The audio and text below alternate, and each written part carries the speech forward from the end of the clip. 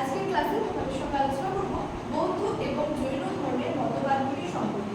এর আগের ক্লাসগুলোতেও কিন্তু তোমাদের সঙ্গে এই বৌদ্ধ এবং জৈন ধর্ম রিলেটেড কিন্তু অনেকগুলি টপিক নিয়ে আলোচনা করেছিলাম এবং আজকে আলোচনা করব এই দুটি ধর্মে অর্থাৎ বৌদ্ধ এবং জৈন ধর্মের মধ্যে যে মতবাদগুলি রয়েছে সেগুলি নিয়ে আলোচনা করব। দেরি না করে শুরু করছি আজকের ক্লাস। দেখো কি বলা হয়েছে যে গৌতম বুদ্ধের যে বুদ্ধত্ব লাভের পর মানে যে বুদ্ধ প্রবর্তিত বৌদ্ধ ধর্ম রয়েছে সেই বৌদ্ধ ধর্মে কি বলেছে যে গৌতম বুদ্ধ প্রবর্তিত বৌদ্ধ ধর্ম এবং মহাবীর প্রবর্তিত জৈন ধর্মের মধ্যে কিন্তু বেশ কিছু সাদৃশ্য এবং কিন্তু বৈসাদৃশ্য পরিলক্ষিত হয়। যেমন কি বলা হয়েছে একদিক থেকে যেমন যে সাদৃশ্য পরিলক্ষিত হয়েছিল ঠিক তেমনই কিন্তু বৈসাদৃশ্যও কিন্তু দেখা গেছে। এবং এই গৌতম বুদ্ধ ছিলেন যে প্রবর্তিত বৌদ্ধ ধর্মের প্রবর্তক ছিলেন এবং মহাবীরকে কিন্তু সেই জৈন ধর্মের প্রবর্তক হিসেবে কিন্তু বলা হয়ে থাকে। তো এক্ষেত্রে কি বলা আছে যে এই দুটি ধর্মের মধ্যে যেমন সাদৃশ্য লক্ষ্য করা যায় ঠিক তেমনই কিছু কিন্তু বৈসাদৃশ্য লক্ষ্য করা গেছে। কি কি সাদৃশ্য লক্ষ্য করা গিয়েছে?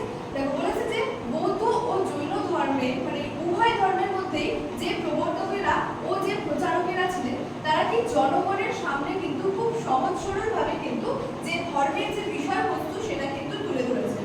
অর্থাৎ বৌদ্ধ ধর্মের কি বিষয়বস্তু রয়েছে, জৈন ধর্মের কি বিষয়বস্তু রয়েছে সেটা এই যে উভয় ধর্মের যারা প্রচারকগণরা ছিলেন বা যারা যে প্রবর্তকেরা ছিলেন তারা কিন্তু যে জনসাধারণের সামনে বা জনগণের সামনে সেই বিষয়টাকে কিন্তু খুব সহজ সরল ভাবে কিন্তু যে আর কি তুলে ধরেছে। আরো কি বলেছে যে দুই ধর্মই কিন্তু সর্বপ্রথম পূর্ব ভারতে উদ্ভূত কিন্তু হয় এবং তার কারণ কি বলেছে যে পূর্ব ভারতে কিন্তু হিন্দু ধর্মের তেমন কোনো প্রভাব ছিল না, যার জন্য কি হয়েছে যে এই যে উভয় ধর্ম রয়েছে বৌদ্ধ ধর্ম এবং জৈন ধর্ম উভয় ধর্মই কিন্তু সর্বপ্রথম পূর্ব ভারতে কিন্তু যে উদ্ভূত কিন্তু হয়েছে। এছাড়াও কি বলা হয়েছে বৌদ্ধ ও জৈন ধর্মের ওপর উপনিষদ এবং সাংখ্য যে দর্শনের সেই সাংখ্য দর্শনের প্রভাব কিন্তু গভীরভাবে পড়েছিল। তাহলে উভয় ধর্মের মধ্যে কি হয়েছিল যে উপনিষদ এবং সাংখ্য দর্শনের প্রভাবটা কিন্তু গভীরভাবে পড়েছিল। এছাড়াও কি বলছে উভয় ধর্মই কিন্তু মানুষের জন্মান্তরবাদ এবং কর্মফলবাদে কিন্তু বিশ্বাসী ছিল।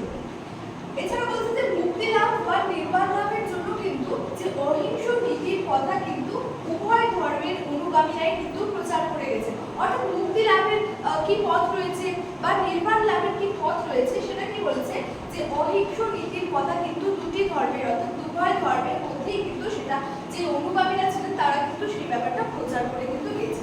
এছাড়াও কি বলেছে উভয় ধর্মই কিন্তু জাতিভেদ ও অস্পৃশ্যতার ঊর্ধ্বে উঠে কিন্তু জনগণের মধ্যে ধর্ম প্রচার করেছে। অর্থাৎ এই যে উভয় ধর্ম অর্থাৎ এই যে বৌদ্ধ ধর্ম এবং যে জৈন ধর্ম রয়েছে উভয় ধর্মে কি বলেছে যে জাতিভেদ প্রথার কথা বা যে অস্পৃশ্যতার কথা ওটার ঊর্ধ্বে এসে তারা কি বলেছিলেন যে জনসাধারণের মধ্যে বা জনগণের মধ্যে কিন্তু তাদের যে ধর্মটা রয়েছে সেটা কিন্তু প্রচার করে গিয়েছিলেন। তো এগুলি ছিল জৈন ধর্ম এবং বৌদ্ধ ধর্মের মধ্যে কি কি সাদৃশ্য অর্থাৎ কি কি মিল ছিল।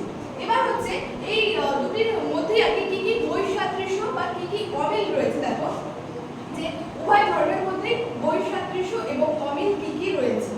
বৈসাদৃশ্যের মধ্যে কি রয়েছে যে উভয় ধর্মের মধ্যেই যেমন সাদৃশ্য পরিলক্ষিত হয়েছিল ঠিক তেমনই কিন্তু বেশ কিছু কিন্তু বৈসাদৃশ্য সেখানে কিন্তু পরিলক্ষিত হয়েছিল। যেমন বৌদ্ধ ধর্মের শুধুমাত্র যে গৌতম বুদ্ধই কিন্তু ছিল ধর্মগুরু। তাহলে বৌদ্ধ ধর্মের একজনই ধর্মগুরু ছিলেন, একজনই প্রবর্তক ছিলেন, তিনি ছিলেন কে গৌতম বুদ্ধ। কিন্তু বলেছে যে জৈন ধর্মে আদিনাথ অর্থাৎ যে ঋষভনাথ এছাড়াও পার্শ্বনাথ এবং মহাবীর প্রমুখদের নিয়ে মোট 24 জন কিন্তু তীর্থঙ্কর ছিলেন যারা কি জৈন ধর্ম কিন্তু প্রচার করে গেছিলেন। তাহলে বৌদ্ধ ধর্মে একজনই প্রবর্তক ছিলেন, তিনি ছিলেন গৌতম বুদ্ধ। কিন্তু জৈন ধর্মে কিন্তু টোটাল 24 জন কিন্তু তীর্থঙ্কর ছিলেন যারা মুক্তির পথ আর কি নির্মাতা কিন্তু ছিলেন।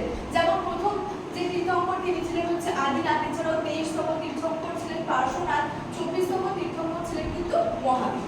এছাড়াও বলেছে যে জৈন ধর্মে আত্মার চিন্তা ব্যাপকভাবে কিন্তু পরিলক্ষিত হলে বৌদ্ধ ধর্মে কিন্তু এমনটা পরিলক্ষিত হয়নি। অর্থাৎ আত্মার চিন্তা যেটাকে জৈন ধর্মে পরিলক্ষিত হয়েছিল কিন্তু বৌদ্ধ ধর্মে কিন্তু পরিলক্ষিত হয়নি।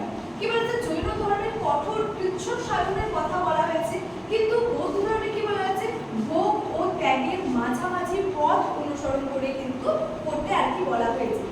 জৈন ধর্মের কি বলেছে জৈন ধর্মের ওপর হিন্দু ধর্মের প্রভাব ছিল বেশি, বৌদ্ধ ধর্মের ওপর কি বলেছে হিন্দু ধর্মের